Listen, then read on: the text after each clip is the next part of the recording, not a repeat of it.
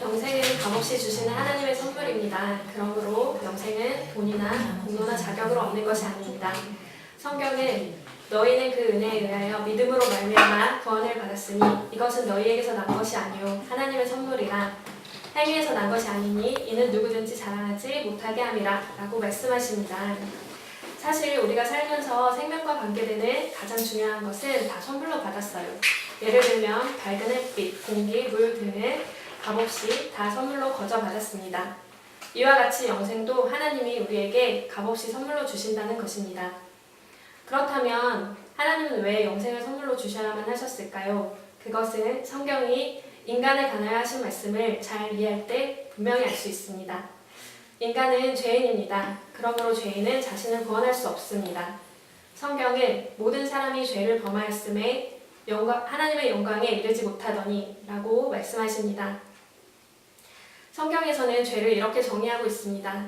첫째, 강도나 살인, 도적질이나 간음처럼 하지 말아야 하는 것을 하는 것이 죄이고, 둘째, 부모 공경이나 이웃사람처럼 해야 하는 것을 하지 않는 것도 역시 죄이고, 셋째, 교만, 정욕, 미움, 탐심, 시기, 질투, 거짓말처럼 나쁜 마음이나 나쁜 생각을 하는 것도 죄입니다. 그러나 무엇보다도 하나님을 하나님으로 믿지 않는 것이 가장 큰 죄입니다. 이런 기준으로 볼 때 선생님은 하루에 몇 번 정도 죄를 짓는다고 생각하세요? 많이 쓰는 것 같아요. 네, 물론 저도 그래요. 사실 우리가 자신도 모르게 많은 죄를 짓고 살지요. 성경의 기준으로 볼 때 어떤 사람이 하루에 10번이나 5번, 아니 단지 3번만 죄를 짓는다고 생각해 봅시다. 그 사람은 걸어다니는 천사라고 할 수 있을 것입니다. 그러나 그런 천사 같은 자라도 하루에 3번이면 1년에 1000번 이상, 90평생을 산다면 9만 번 이상의 죄를 짓게 되는 셈이지요. 그래서 이 세상에서 자신은 죄인이 아니라고 주장할 수 있는 사람은 단 한 사람도 없습니다. 그렇다면 이런 죄인이 어떻게 영생을 선물로 받을 수 있을까요? 그것은 성경이 하나님에 관하여 하신 말씀을 잘 이해할 때 분명히 알 수 있습니다. 하나님은 자비로우셔서 우리를 벌하시는 것을 원치 않으십니다. 하지만 하나님은 의로우시기 때문에 우리의 죄를 반드시 벌하셔야만 합니다. 성경은 하나님은 사랑이심이라 라고 말씀하십니다. 하지만 벌을 면제하지는 아니하고 보응하리라 라고 말씀하십니다. 전쟁 중인 러시아 제국에서 부족한 식량을 훔치는 사건이 종종 발생했습니다. 화가 난 지휘관 가르시아 장군은 누구든지 식량을 훔치다 잡힌 사람에게는 끔찍한 채찍질을 가하겠다고 선포했습니다. 그런데 도둑을 잡고 보니 다른 사람이 아닌 그의 어머니였습니다. 장군은 원칙대로 사랑하는 어머니에게 채찍질을 가하자니 늙으신 어머님이 돌아가실 것 같고, 원칙을 무시하고 그냥 넘어가자니 부하들에게 공기가 서지 않을 것 같았습니다. 결국 지휘관이 만든 원칙에 따라 처벌해야 하는 날, 그는 어머니 앞에서 겉옷을 벗었습니다. 그리고 부하들에게 명했습니다. 어머니 대신에 나에게 채찍을 가하라. 그는 어머니 대신 채찍에 맞음으로써 어머니를 향한 사랑을 실천했을 뿐만 아니라 동시에 죄인을 처벌하는 공의도 실천하게 된 것입니다.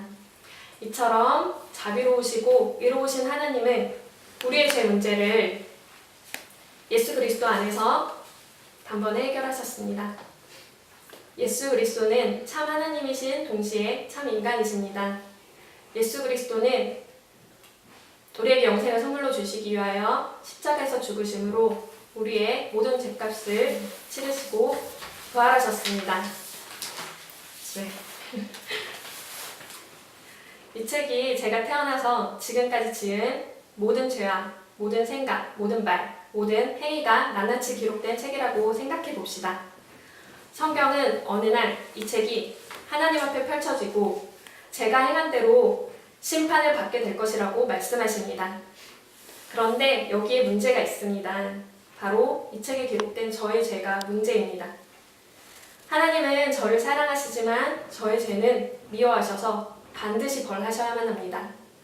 이 문제를 해결하기 위하여 하나님은 그의 사랑하신 아들 예수 그리스도를 이 세상에 보내셨습니다.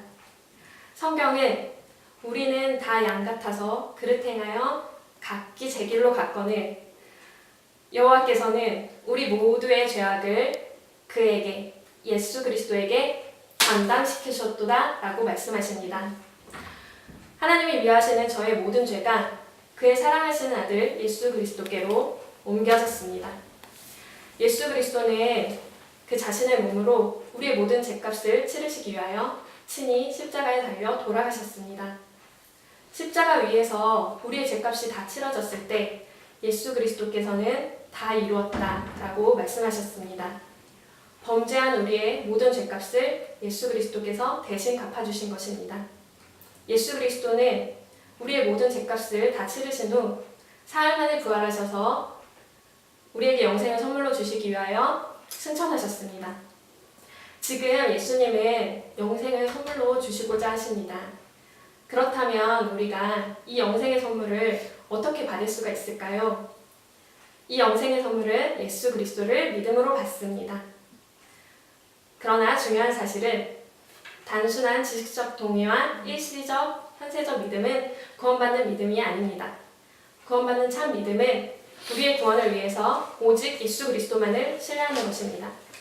성경은 주 예수를 믿으라 그리하면 너와 내 집이 구원을 받으리라 라고 말씀하십니다. 네. 구원받는 참 믿음이 무엇인지 이 의자를 가지고 설명해 드리겠습니다.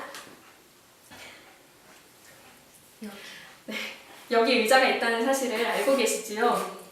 그러나 단순히 의자가 여기 있다는 것만 알고 앉지 않는다면 여기 있는 의자가 저에게 무슨 소용이 있겠습니까? 송구한 말씀이지만 여기 있는 의자를 예수님이라고 가정해 봅시다. 의자가 편하게 해줄 것을 알면서도 의자 옆에 서 있기만 하듯이 예수 그리스도가 구원자라는 사실을 머리로만 알고 예수 그리스도를 신뢰하지 않는다면 그 믿음은 단순히 지식적인 동의에 불과하므로 우리 자신을 구원하는 믿음이 아닙니다. 또한 예수 그리스도를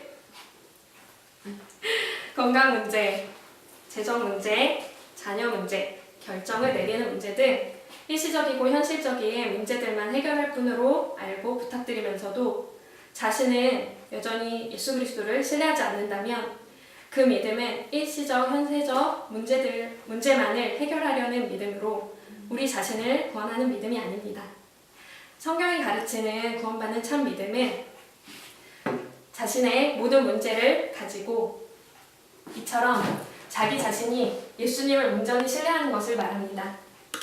어느 날 저는 제 삶의 모든 문제를 아는 채로 제 자신을 예수 그리스도께 맡겼습니다. 비로소 저는 영생을 선물로 받게 되었습니다. 얼마나 평안하고 기뻤는지 몰라요. 선생님, 앞에서 선생님은 영생을 얻어 천국에 들어가는 이유가 선한 행위라고 하셨죠? 네. 그렇다면 선생님은 영생을 얻어 천국에 들어가려고 결국 누구를 신뢰하고 계셨던 것일까요? 그러고 보니 제 자신이었네요. 네, 선생님께서 영생을 선물로 얻고 천국에 들어가려면 신뢰의 대상을 자신의 선한 행위로부터 오직 예수 그리스도께로 옮기셔야만 합니다.